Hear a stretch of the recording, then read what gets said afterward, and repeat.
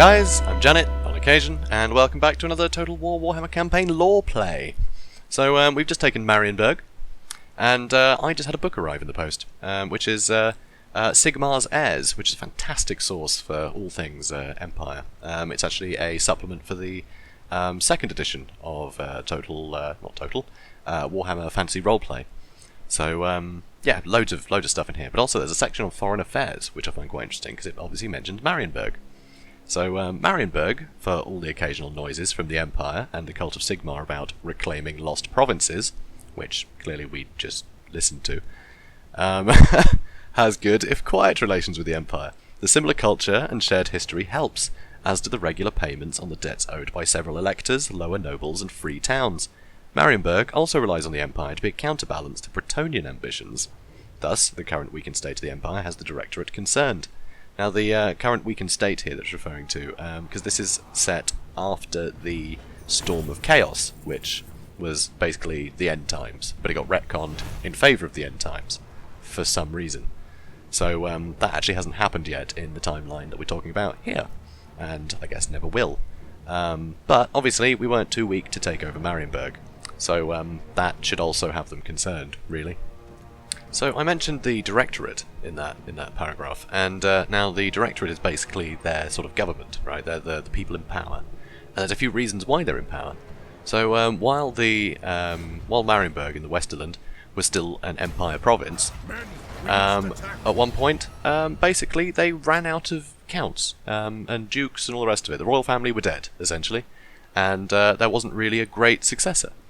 And so, slowly but surely, the trade guilds and, sort of powerful merchants in the city, they slowly started clamping down on power. And this was done really craftily. So at first it was actually done almost as a favour to the Empire. First off, they basically said, oh, see this royal, this Imperial Navy that you have here, stationed here at all times to guard the Reich. How about we just sort of absorb that into Marienburg, and you don't have to worry about the upkeep? And so the Emperor at the time, they're often strapped for cash, he said, yeah, that sounds great. I can then use that money to, go wage wars elsewhere. So suddenly there was no Imperial Navy presence in Marienburg. So that was one little coup there. Another thing they did is they had basically private militias and armies, and it basically made the Imperial army there, the state troops, sort of unnecessary. So after a while they ended up leaving as well. So that meant that there was no navy or footman presence. There's no army or navy in there. So there were no state troops. It was all run by Marienburg at this point, all the military, but they were still an imperial province. And it was only when Emperor Dieter IV was in power that Marienburg made that final leap, knowing how greedy he was, said, oh, here's all the money, have so much money, and we'll just be independent. And he said, yes, I like all the money would be great, thanks, that money's mine now. And that's what basically made Marienburg independent. Now obviously that's incredibly paraphrased, but you get the gist. It was crafty diplomacy and lots of money, is basically how Marienburg operates. And it also, now that it doesn't have a royal family or anything, it does actually elect someone to sort of be their sort of de facto king. And they bandy around this word that they made up called democracy. That's right, that's a Marienburg word. Sorry, Greece, but you don't exist in the world of Warhammer. So yeah, Marienburg were the ones that came up with democracy. And so they actually have a parliament. So how this parliament works is basically they have a building called the Stadsrad, which is the building occupying the two houses of their parliament. So it's in the Paliasbert district. The upper house is the Reichsgamer, a sleepy body comprising of all the priests and recognised cults, and the denizens of the university, and a few of the old nobility that remain. The Stadtholder, who's basically their elected king, in terms of, this guy is the one that all the other kings will speak to. He's the guy in charge of us, but he's elected. So he also presides over this on rare occasions that it does meet. However, the lower house, the Bürgerhof, is a rowdy chamber in which are represented all the city's guilds and aldermen and all elected officials and householders of the city's wards and major wasteland towns. It meets more frequently, and its sessions are marked by sharp debates and even fistfights. The Bürgerhof's leader is Speaker Newt Gingrich. Is that just a Newt Gingrich joke? I have no idea. Anyway, a firebrand demagogue, especially popular with the working classes. So, a skilled political manoeuvrer, this man. He's adept at manipulating various factions to get what he wants. Though it has the authority to pass laws, conduct investigations, and set wasteland policy, the Stadsrad is really just a glorified debating society whose true role is to approve decisions already made by the directorate. So, the directorate are actually the ones who are largely in charge. They're the ones that were able to, throw that huge amount of wealth around and just buy Marienburg's independence. They're the ones with all the real power.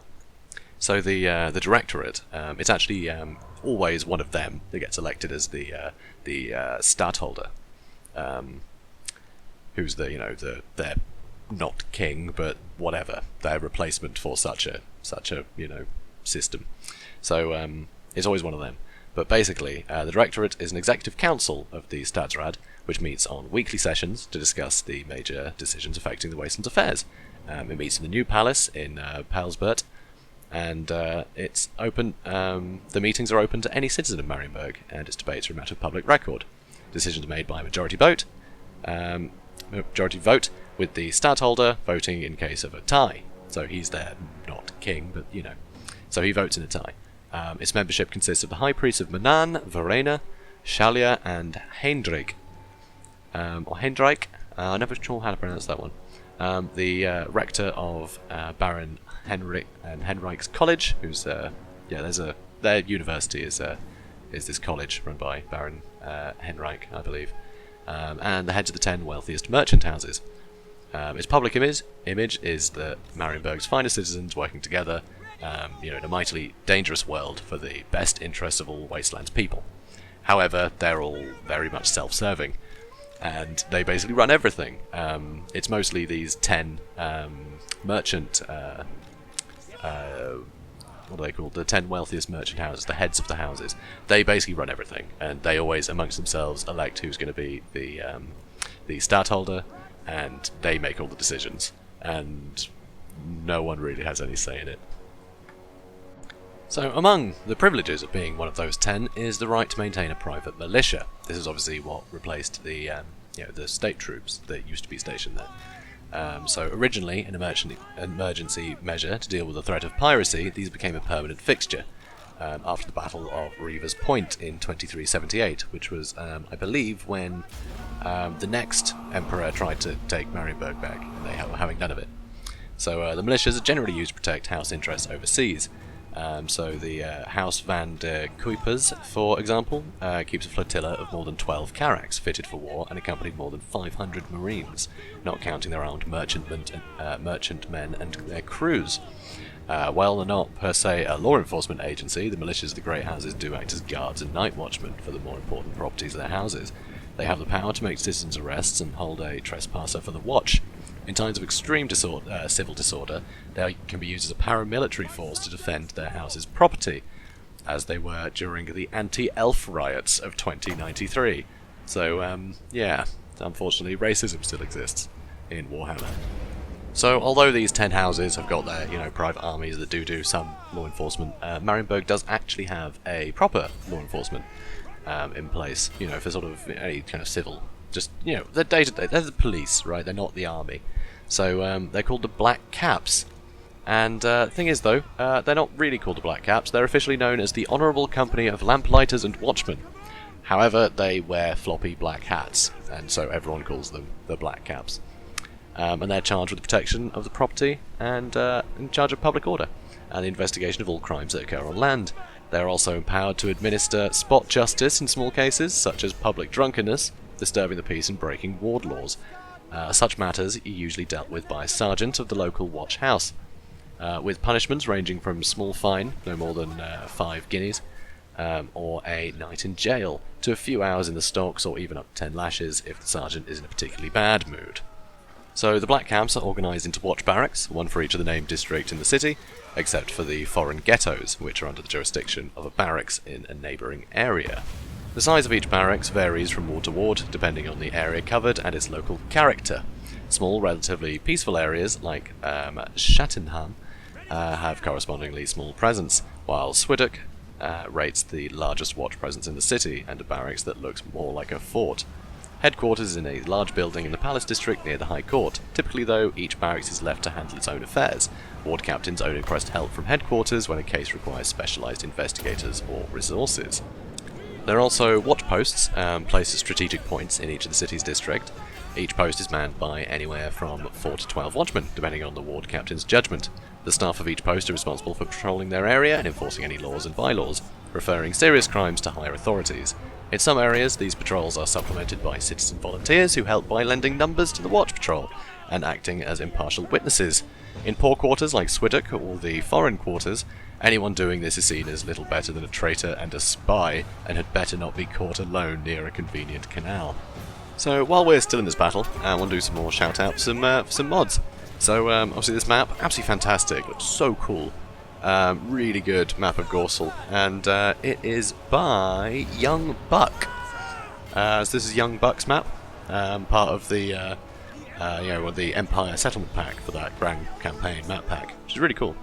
I'm also using Aisriyths Skill Points mod to get more skill points from my generals and my heroes.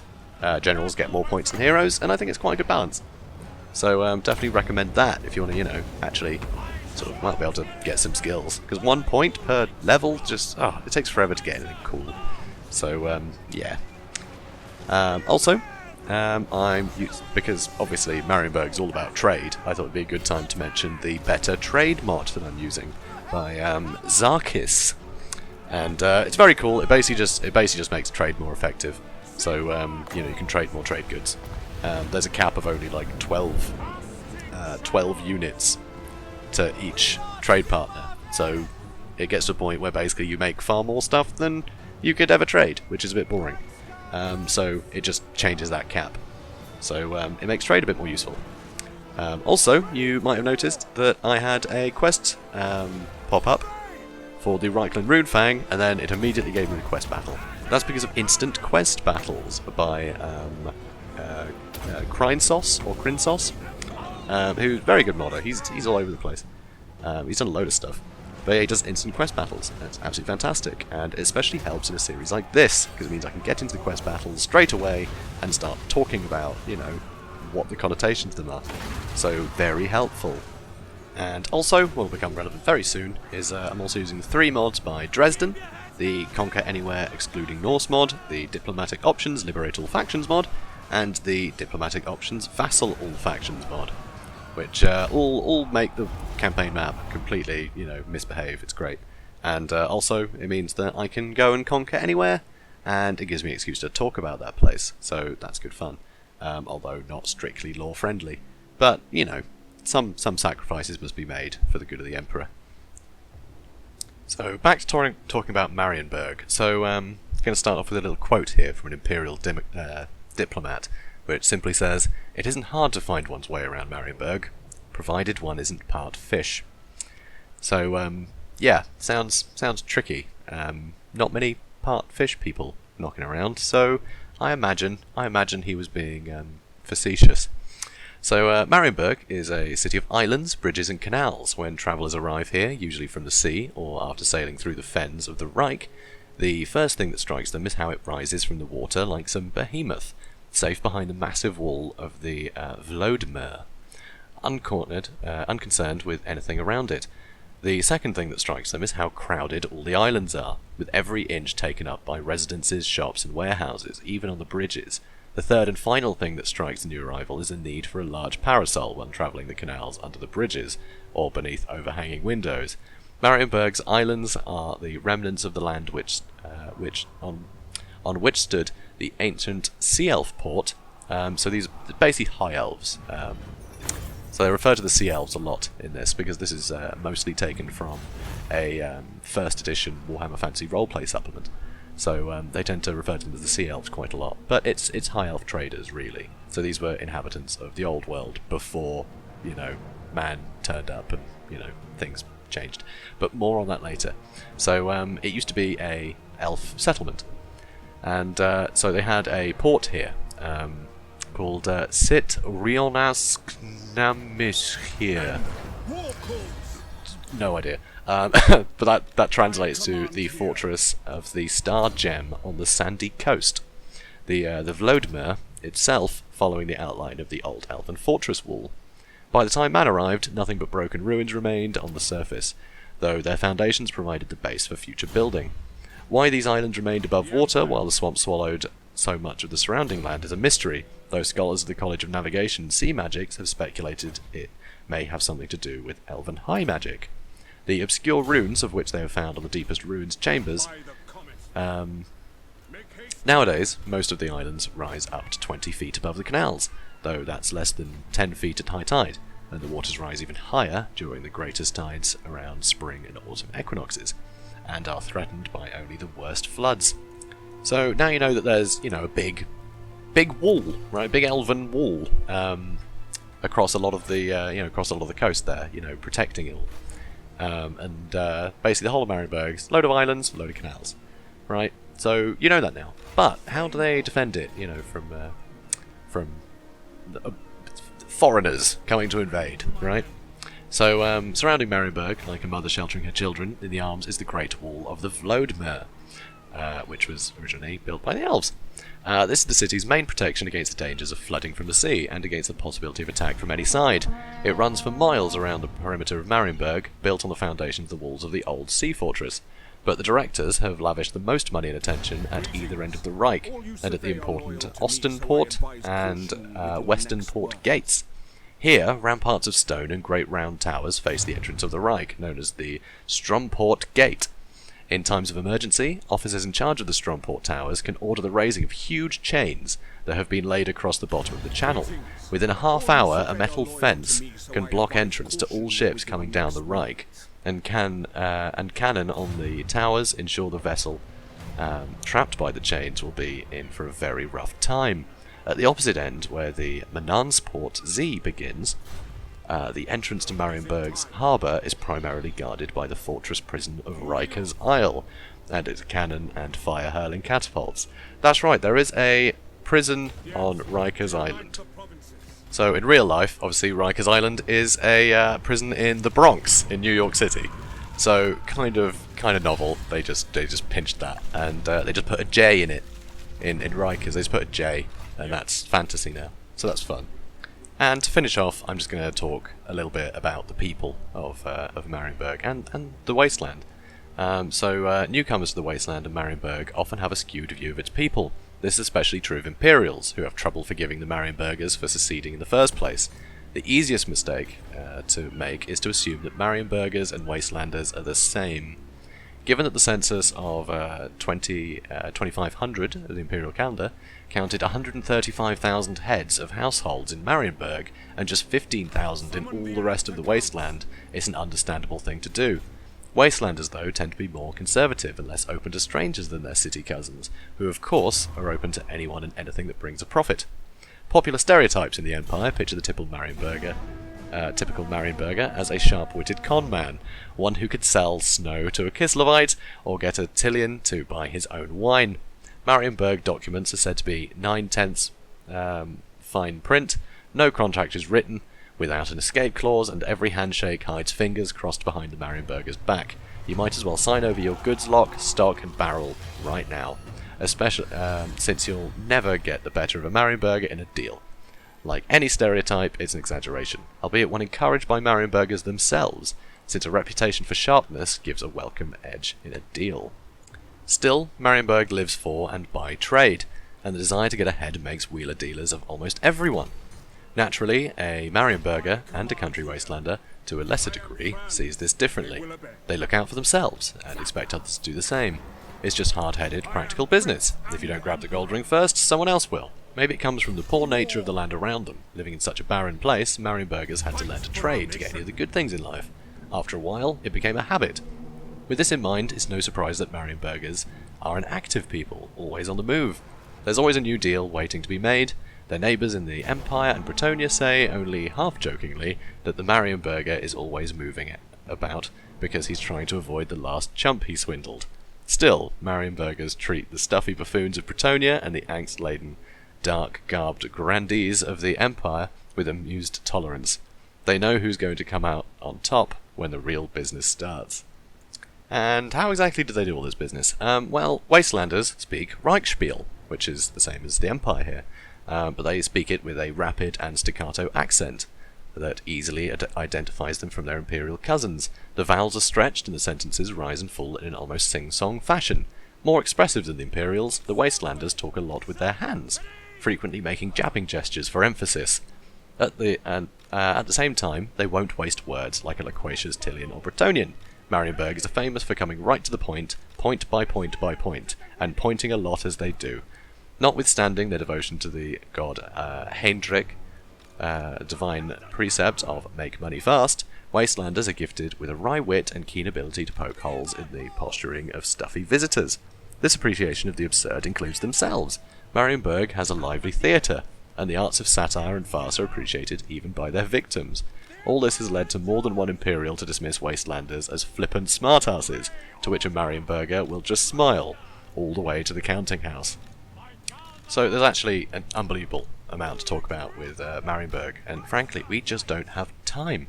I need to talk about some other things that are going on in the campaign, but hopefully I will come back to Marienburg. So if you see, as you saw earlier, I have kept Marienburg in existence for my own gain, as a buffer for any Norse invasions or whatever. So I vassalized them. So it gives me an excuse to talk about them later, and there is a hell of a lot to talk about still. So hopefully you'll enjoy that when it comes up. Right now though, you can see I'm on another custom map, fighting the orcs, and it is Grungzint by Swerto. The map is absolutely fantastic. I noticed there were a couple of clipping issues on that sort of little craggy bit there, that little sort of valley. But really cool though, a lot of attention to detail, really interesting places. So yeah, really well made, really enjoy it. So yeah, cheers for that. Great contribution to that campaign map pack, really cool. So I could be talking about orcs right now, but actually I'm gonna save that for next episode because there's a lot more greenskin nonsense coming up. So I think it's good to just, I can dedicate a whole episode to them that way. Well, maybe cover some other things, we'll see. But it's going to be greenskin centric. So for now though, I want to talk about the mountains, because I think I did actually mislabel a couple of the passes before, so I want to clear that up and give you a good, good indication of what the mountains are like. So I'm reading from Sigmar's Heirs, which is a Warhammer Fantasy Roleplay 2nd edition supplement. So, the Grey Mountains form the Empire's western border, separating it from Bretonnia. Passes cut through them at several points, the most famous of which are the Axbite Pass, the road for which begins at Bogenhafen and passes through the fortress town of Helmgart before descending into Bretonnia, and Grey Lady Pass, which gives passage from Ubersreich to the plains between Paravon and the Lauren Forest. The Grey Lady gained its name from the legends of Freyja, a woman of the Age of Wars who promised to wait faithfully for her warrior husband to return from an expedition against Bretonnia. When he did not return, she went to the top of the pass and built a hut to watch for him.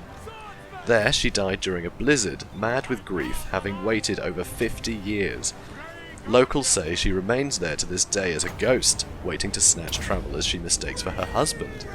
Outside of a few towns and mining villages, the Grey Mountains are mostly populated by a few dwarf holds, more common in the southern range than in the north, where the mountains trail off as chaos-tainted hills in the Wasteland. The dwarves are a declining presence, however, as the mines play out and more of the population move into the human-dominated cities. Hidden amongst the crags and valleys between the Axbite Pass and Grey Lady Passes squats the ruined castle of Constant Drachenfels, commonly considered abandoned. And in the northern, the northern part of these mountains, where we're fighting in Grungzint here, they're known as the Pale Sisters. So the Pale Sisters form a northern extension of the Grey Mountains, between which lies the Jizero Gap. the confluence of the overland trade route between the Empire and the east, and Bretonnia and the Estalian kingdoms to the west and south. The mountains are largely barren, inhabited only by brigands and a small number of goblins, who I guess we're fighting now. Some of the peaks are said to resemble bent old crones, whilst the eternal snow covering gives them shawls, hence the name the Pale Sisters. So they're known as the Pale Sisters. So I did mention the fact that a lot of the dwarves have, since left the mountains and moved into the Empire. And so I'm going to read from a couple of areas to start describing the dwarves, because they've been left out so far, which is insane. So I'm going to start talking a bit about dwarves. So dwarves see humans as younger protégés, a people whom they helped build up and who will have to carry on should the dwarves falter at last. Many of the arts of building, war, and crafts were, in the dwarven view, passed on by them to what were once barbaric herdsmen and hunters. To remind humans of this, a dwarf usually misses no chance to point out a structure begun or influenced by dwarfs, or belittle a master craftsman's work as being nowhere near the equal of even common dwarf work. Dwarves are the second people of the Empire. It's the most important race outside of humanity itself. There are not the dwarves of the Karaz Angkor, the ancient dwarf empire of the World's Edge Mountains, but Expatriates whose ancestors, distant and more recent, have fled failing dwarf holds or come to believe that the cause of the dwarves is lost, and that they should begin a new life among the largely sympathetic humans of the Empire. Expatriate dwarves feel a special bond with the Empire, for its founder, the divine Sigmar, led an army that massacred an army of greenskins and saved the dwarf empire at the Battle of Blackfire Pass. Though it happened over 2,500 years ago, the dwarves feel they have an enduring debt to Sigmar and his heirs. They therefore work as hard as they can to make sure the Empire itself works, contributing their talents to its welfare and serving its armies. Dwarves are a feature of the Empire's towns and cities, sometimes comprising as much as 10% of the population, although they organise themselves in their own guilds and mostly trade with each other. Dwarves are a linchpin of the economy, providing quality goods and services to those who can afford their prices, and needed loans to those who can afford their interest charges. Dwarfs are also a key force in the Imperial Army. When it takes the field, by ancient agreement, they owe service only to the Emperor, though dwarves will naturally take part in the defence of their cities, and some hire themselves to local rulers as mercenaries. In the Imperial Army, dwarfs form into their own units of pikemen and axemen, while they provide siege and engineering skills.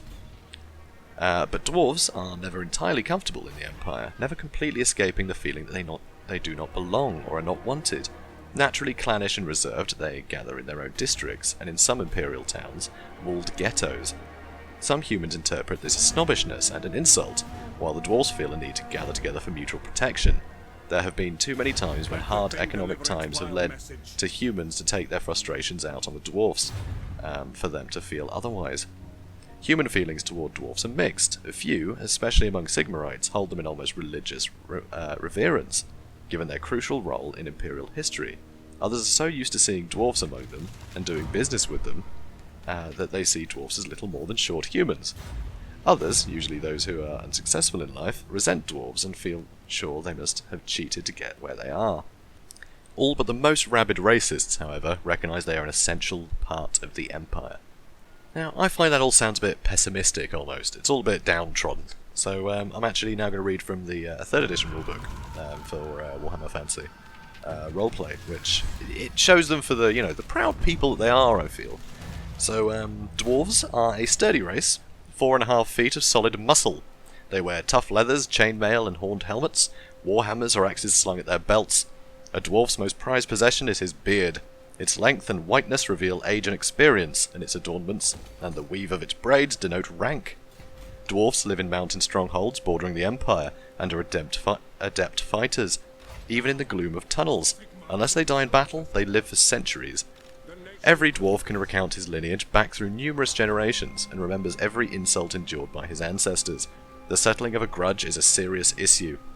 Dwarfs seldom back down or change their mind, but they always honour their pledge. They do not waste words on trivialities, and their gruff manner wins them few friends outside their own race. But a dwarf's friendship, once given, is absolute. Dwarf craftsmanship is vastly superior to that of men.